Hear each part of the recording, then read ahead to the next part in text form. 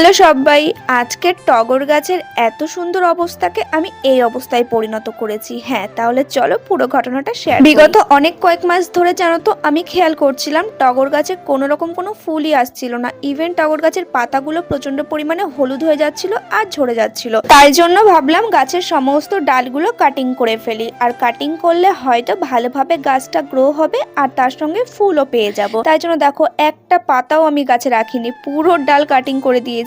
এরপরে কি এখান থেকে ফুল হবে তোমরা কমেন্ট করে জানিও। ডাল কাটিং করার পর প্রত্যেকটা ডালে অবশ্যই ফাঙ্গিসাইড ইউজ করবে। সাপ তোমরা ইউজ করতে পারো, আমার কাছে ছিল না তাই জন্য আমি এখানে হলুদ ইউজ করেছি। হলুদও কিন্তু ঘরোয়াভাবে খুব ভালোই কাজ করে। আজকে মিষ্টি সাবস্ক্রাইবার কমেন্ট করেছে এটা জিনিয়া ফুল, আমার নাম বিষ্ণু। প্রথম কমেন্ট করলাম, thank you so much deer.